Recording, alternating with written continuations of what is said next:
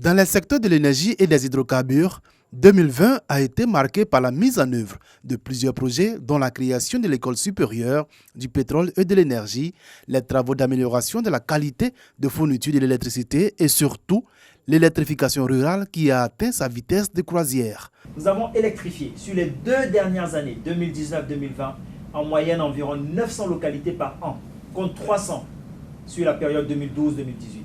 Nous avons permis à plus de 440 000 familles d'avoir un compteur électrique à domicile à travers le programme Électricité pour tous. 1,4 million de familles à revenus modestes ont bénéficié de la baisse de 20% du tarif social d'électricité.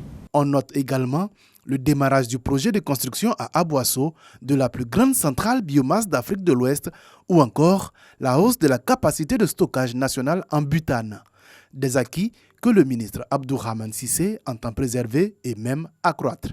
Nous comptons adopter une loi sur le contenu local dans le secteur de l'énergie et du pétrole pour créer des champions nationaux et des emplois pour nos jeunes.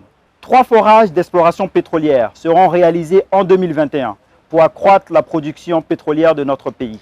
Outre le processus d'électrification des localités qui sera accéléré en vue d'atteindre un taux de couverture de 100% à fin 2025, la Côte d'Ivoire s'engage dans l'objectif de verdir son énergie et lutter contre le réchauffement climatique. Le pays vise un mix énergétique d'au moins 42% d'énergie renouvelable à fin 2030 avec une ouverture sur le solaire. Nous allons lancer à Boundiali en 2021 les travaux de construction de la première centrale solaire de notre pays. Construire des capacités additionnelles de production d'énergie et continuer à exporter de l'énergie vers nos pays voisins. À tout cela, il faudra ajouter la vulgarisation de l'utilisation des équipements solaires. Le ministère entend également poursuivre l'amélioration de la qualité de la fourniture de l'électricité afin de réduire les coupures et les baisses des tensions.